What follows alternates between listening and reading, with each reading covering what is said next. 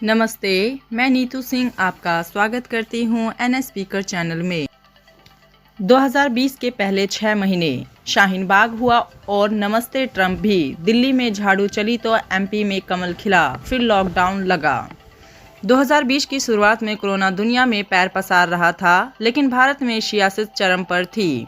नागरिकता संशोधन कानून CAA और national registration of citizen NRC के खिलाफ शाहीन बाग समेत देश के कई हिस्सों में जबरदस्त विरोध प्रदर्शन हो रहे थे। इसी दौरान JNU कैंपस के नकाबपोशों ने हमला बोल दिया। दूसरी ओर दिल्ली में केजरीवाल सरकार की वापसी हो गई। वहीं अमेरिका के राष्ट्रपति डोनाल्ड ट्रंप अहमदाबाद के मोटेरा स्टेडियम में नमस्ते करके जैसे ही दिल्ली पहुंचे, वहां दंगे छिड़ गए।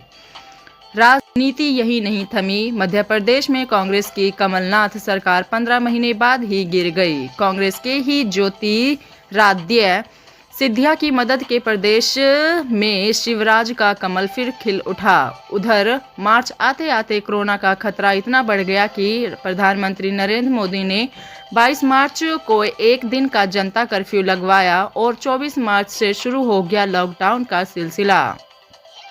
आइए तस्वीरों में देखते हैं जनवरी से अप्रैल के बीच अपने देश का हाल। जनवरी, JNU कैंपस में हमला हुआ। शाहीन बाग में CAA NRC के खिलाफ प्रदर्शन जारी रहा। JNU कैंपस में हमला। JNU में 5 जनवरी को 50 नकाबपोशियों ने हमला किया। करीब 40 स्टूडेंट्स टीचर्स घायल हुए। हमले के लिए ABVP पर आरोप लगे। देश के कई कैंपस के विरोध प्रदर्शन हुए। जनवरी, शाहीन बाग का गणतंत्र दिवस। दिल्ली के शाहीन बाग में नागरिकता संशोधन अधिनियम CAA और national registration of citizen NRC के खिलाफ विरोध प्रदर्शन हुआ। हजारों प्रदर्शनकारियों ने 26 जनवरी को तिरंगा फहराया। इस प्रदर्शन की अगुवाई महिला कर रही थी। जनवरी, शाहीन बाग की दादी। बिल्किस दादी CAA NRC के खिलाफ देश भर में विरोध का चेहरा बन गई। सितंबर में टाइम मैगजीन ने 82 साल की दादी को प्रधानमंत्री नरेंद्र मोदी, गूगल CEO सुंदर के साथ दुनिया के 100 सबसे प्रभावशाली लोगों में शामिल किया। नमस्ते ट्रंप। अमेरिका राष्ट्रपति डोनाल्ड ट्रंप परिवार समेत 3 दिवसीय दौरे पर भारत आए। अहमदाबाद के मोटेरा स्टेडियम में लाखों लोगों की मौजूदगी में नमस्ते ट्रंप कार्यक्रम हुआ। ट्रंप के दावा किया था कि 60 लाख से 1 करोड़ लोग इवेंट में शामिल होंगे। दिल्ली दंगे। CAA के विरोधियों और समर्थकों के इसे 24 फरवरी को उत्तर पूर्वी दिल्ली से सांप्रदायिक हिंसा भड़क उठी। इस दंगे में 53 लोगों की मौत हो गई और 200 से ज्यादा लोग घायल हो गए। MP में सरकार पलटी। कांग्रेस से नाराज चल रहे ज्योतिरादित्य सिंधिया भाजपा से जुड़ गई। साथ में उनके समर्थक विधायकों ने भी भाजपा ज्वाइन की। कमलनाथ को मुख्यमंत्री पद से इस्तीफा देना पड़ा। करीब 15 महीने बाद शिवराज सिंह चौहान के नेतृत्व में फिर भाजपा सरकार बनी। मार्च, जनता कर्फ्यू। प्रधानमंत्री नरेंद्र मोदी की अपील पर 22 मार्च को देश भर में कोरोना के खिलाफ बचाव के लिए जनता कर्फ्यू लगा। शाम को देश भर के लोगों ने कोरोना योद्धाओं को सलाम किया। अमेजन से लेकर राजनीतिक और फिल्मी दुनिया से जुड़े लोगों ने घंटी, शंख और ताली थाली बजाकर कोरोना वॉलंटियर का आभार जताया। मार्च, 21 दिन का लॉकडाउन। कोरोना के चलते जनता कर्फ्यू के बाद प्रधानमंत्री नरेंद्र मोदी ने देश भर में 21 दिन का लॉकडाउन घोषित किया। यह तस्वीर गाजियाबाद के बस स्टैंड की है, जहां सैकड़ों प्रवासी मजदूर अपने गांव जाने के लिए इकट्ठा हो गए। ऐसी ही तस्वीरें देश के कई बड़े शहरों से सामने आई। अप्रैल, देश भर में लॉकडाउन जारी रहा। PM की अपील पर लोगों ने कोरोना वॉरियर्स के लिए दिए जलाए। रात 9 बजे 9 मिनट। कोरोना काल में प्रधानमंत्री नरेंद्र मोदी ने देशवासियों से 5 अप्रैल को एक खास अपील की। कोरोना वॉरियर्स को सलाम करने के लिए PM मोदी की अपील पर देश ने रात 9 बजे 9 मिनट तक दिए जलाए।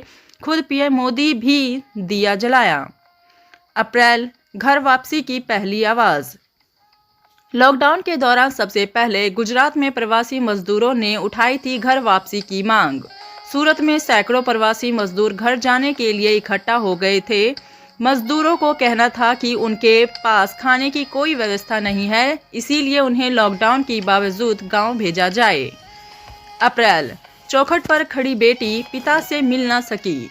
मध्य प्रदेश के इंदौर की यह तस्वीर लॉकडाउन के दौरान खूब चर्चा में रही।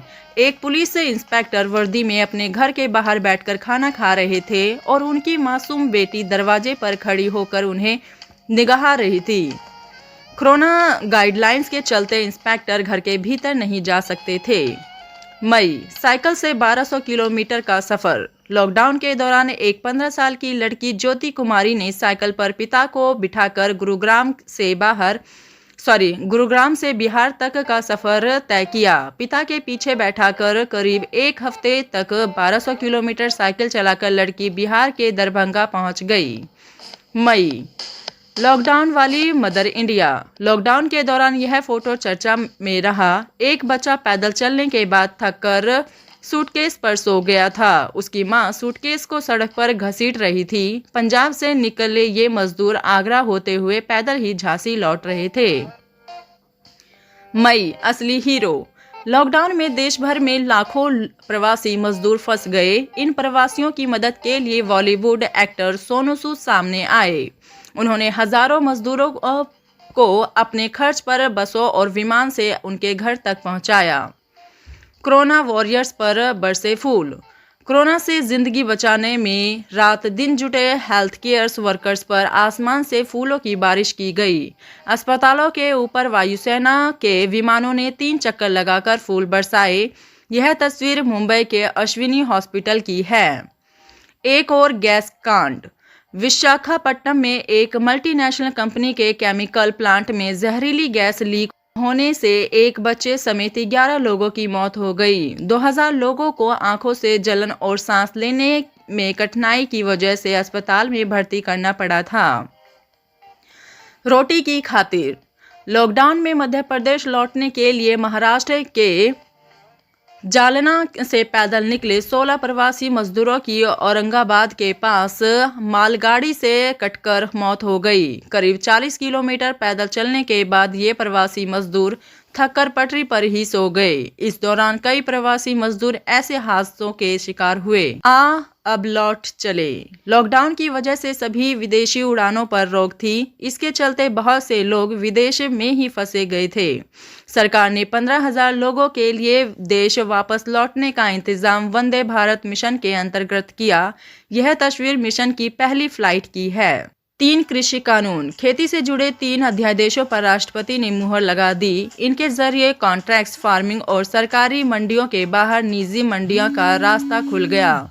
युद्ध, आपदा और बेहद महंगाई जैसे खास परिस्थितियों को छोड़कर आवश्यक वस्तु अधिनियम से कृषि उत्पादन बाहर हो गया।